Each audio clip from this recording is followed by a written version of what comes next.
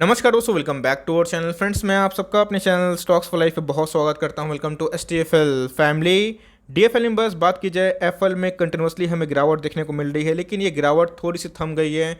इसके पहले जो गिरावट हो रही थी थोड़ी स्ट्रीम हो रही थी, लेकिन अब दोस्तों जो गिरावट है थोड़ी थम सी दिखाई पड़ रही है। इसके पीछे का लॉजिक क्या है दोस्तों? मैंने आपको एफएल के बारे में बहुत सारे वीडियोस बना के बताया है और प्रॉपर गाइडेंस देने की कोशिश भी की है। बहुत लोगों ने एफएल को 5000 के लेवल पे खरीदा है, लेकिन अगर बात की जाए एफएल उस लेवल से 10, 12, 15% के आसपास करेक्शन दिखा चुका है। लेकिन इसी बीच में दोस्तों एफएल की तरफ से एक पॉजिटिव कमेंट्री देखने को मिल रही है।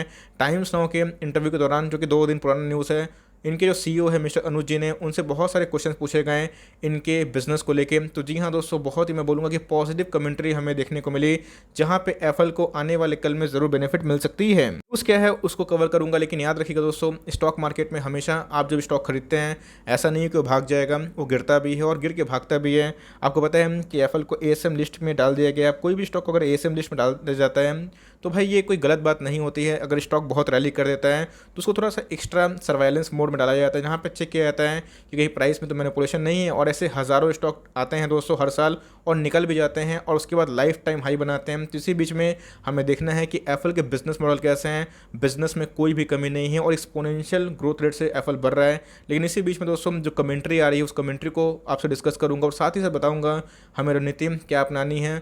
सब कुछ करूंगा इसी वीडियो में crystal clear. Channel first time होंगे सब्सक्राइब कर सकते हैं इस तरह क्वालिटी कंटेंट को सबसे पहले एक्सेस करने के लिए। Now without delaying any for time, let's begin. वैसे हालांकि जो इंटरव्यू है काफ़ी तक मैंने भी देखा था, लेकिन मैं न्यूज़ शेयर नहीं कर पाया क्योंकि बहुत सारे अदर न्यूज़ भी थी। तो गैस इसी में अगर आप देखें तो कॉन्वर्सेशन में अगर आप देखें तो हमें क्या न्यूज़ निकल के आ रही है। ऐसा बताया कि रिसेंटली अनुज साहब ने बताया था, मतलब उनकी कंपनी ने बताया था एफएल इंडिया ने, कि उन्होंने कुछ एक्विजिशन की है, जैम को एक्वायर किया है, जिससे उनको लैटिन अमेरिका में काफ़ी ग्रोथ मिलने की संभावना है, काफ़ी क्लाइंट्स मिलेंगे।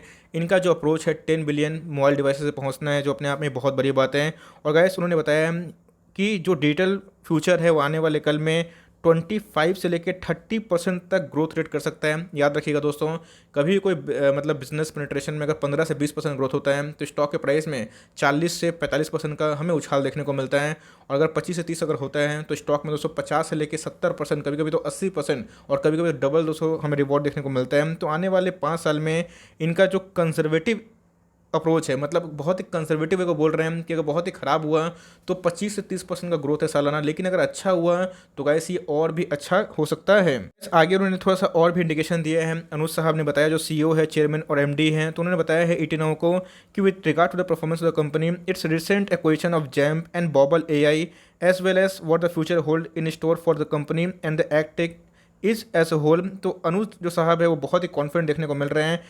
जो कहाँ पे है, digital is the future and a slow down of any form can not be associated with the industry. तो जी हाँ दोस्तों, कोविड पेंडेमिक को लेकर भी इनसे बहुत सवाल जवाब किया गया। तो उन्होंने बताया कि कोविड पेंडेमिक से इनको बहुत ही फ़ायदा हुआ है और इनको कोई भी नुकसान नहीं हुआ। कोविड पेंडेमिक अगर नहीं भी रहता है तो आने वाले कल में जिस हिसाब से डिजिटली लोग आगे बढ़ रहे हैं और जिस हिसाब से लोगों को एडवर्टाइजमेंट की ज़रूरत पड़ती है, आजकल लोग दोस्तों पैम्पलेट यूज़ नहीं करते हैं, सीधा मोबाइल के थ्रू ही अपना एडवर्टाइज करने की कोशिश करते हैं। तो बात की जाए कमेंट्री तो बहुत ही पॉजिटिव देखने को मिल रही थी।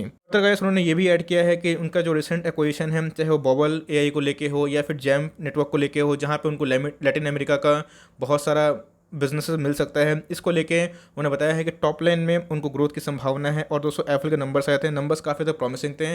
अब दोस्तों इधर पे एक बहुत ही इंपॉर्टेंट प्रश्न है, अगर आप निवेशक हैं तो आपको दोस्तों 15-20% गिरावट से डरना नहीं चाहिए। ऑफकोर्स आई नो, अगर आप मार्केट में नए हैं तो ऑफकोर्स एक डर होता है, लेकिन दोस्तों कंपनी अगर अच्छी होती है तो डर नहीं होता है, बिकॉज कंपनी का ग्रोथ सबसे इंपॉर्टेंट होता है।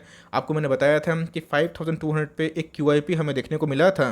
बड़े बड़े निवेशक दोस्तों 5200 पे माल खरीद रहे हैं, तो आप समझ सकते हैं कि अभी का जो प्राइस है वो उससे काफ़ी कम देखने को मिल रहा है। अब सिंपल सी बात है, QIP का प्राइस बहुत ही इंपॉर्टेंट होता है। अगर 5200 पे किसी का भाव अगर होता है तो सेम दोस्तों वही कहानी होती है कि उसको आई नहीं तो कल उस भाव पे आना है। और एप्पल की बात की जाए तो 6300 का स्टॉक है।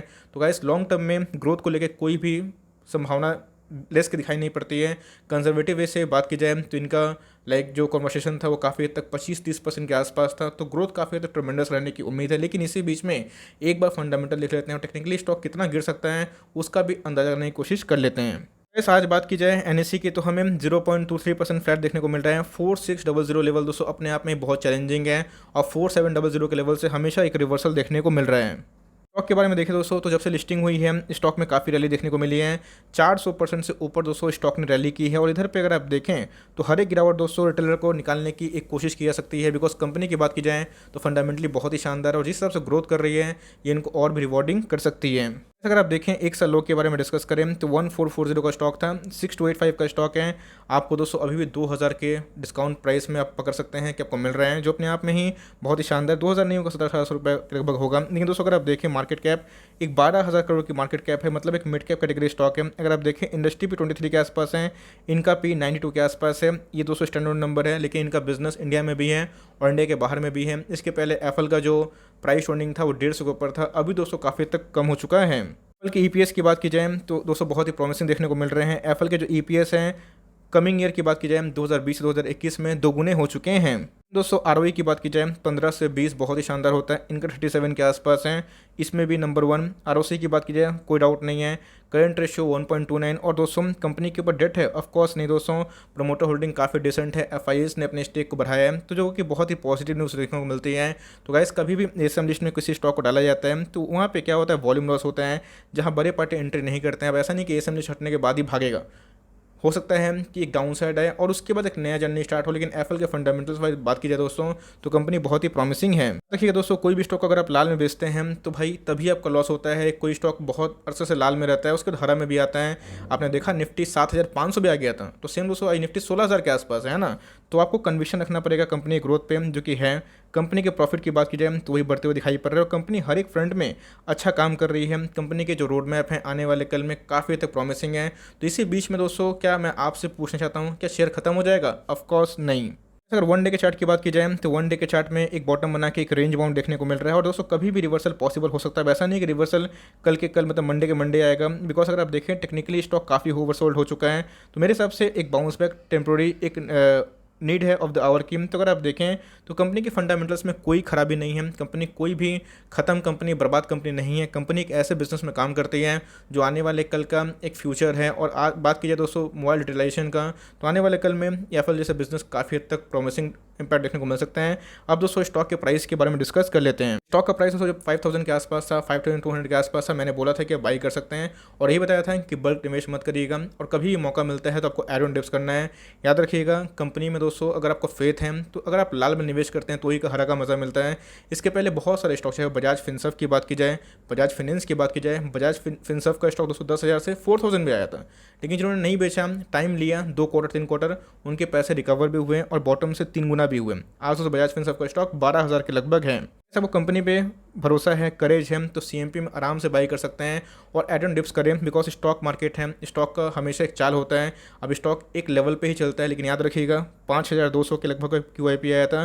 तो मेरे हिसाब से आपको दोस्तों एप्पल MOS पे मिल रहा है मार्जिन ऑफ सेफ्टी पे, इस बात को ध्यान रखिएगा। और कोई भी स्टॉक आपको MOS पे मिलता है मार्जिन ऑफ सेफ्टी पे, आप ऐसे ही प्रॉफिट में है, बिकॉज आज नहीं तो कल वो स्टॉक अपने लेवल पर ज़रूर आएगा और वही आपका मुनाफा है। बट आपको थोड़ा सा पेन झेलना पड़ सकता है, अगर आप पेन झेलेंगे तो गेन ज़रूर मिलेगा। तो गाइस आई होप कि आपका जो डाउट्स था कि एप्पल को लेके वो क्लियर मैं करते हुआ हूँ। फिर भी दोस्तों ये मर्जी आपके ऊपर है, अगर आपको निकलना है तो मैं रोकूंगा नहीं, बट मेरे पास ऑलरेडी है और मैंने खुद भी ऐड किया है और मैं आगे भी करता रहूँगा। इसके नीचे भी जाएगा तो मैं और कर दूंगा, क्योंकि आने वाले कल में no one knows the bottom. ऐसे मैंने देखा बहुत सारे कमेंट्स के सर बॉटम आपने बताया था कि 4600 से नीचे नहीं जाएगा, ये 4500 के आसपास है।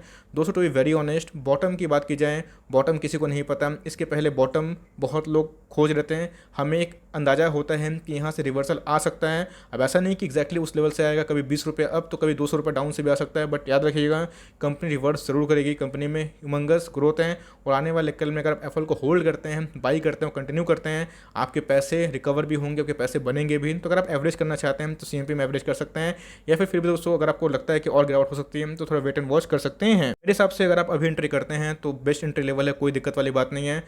माइनर से गिरावट अगर होता है तो उतना बॉदर नहीं होगा, और लिए हुए हैं तो लॉस में मत बेचिएगा। पैसे खत्म हो गए तो आराम से होल्ड एंड कंटिन्यू करें। एक बार दोस्तों जब ये एसएम लिस्ट हटेगा आने वाले क्वार्टर के कम से कम 1-2 क्वार्टर देख लीजिए, उसके बाद नंबर्स काफ़ी अच्छे आने की उम्मीद है, जिसकी वजह से इसमें एक ट्रिमेंडस रैली की उम्मीद भी है। मेरे हिसाब से जिनको लगता है निकलना चाहिए, भाई मर्जी आपकी है। मैं अपनी बात करूँ, मैं इसको होल्ड एंड कंटिन्यू करने वाला हूँ, जैसे कि हमने बड़े बड़े स्टॉक्स में किए हुए थे।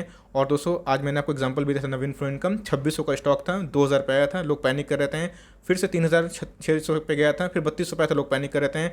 आज दोस्तों ऑल टाइम हाई पे भी है। तो अच्छे स्टॉक को लाल में निवेश करें तो हरा का मजा ज़रूर होगा।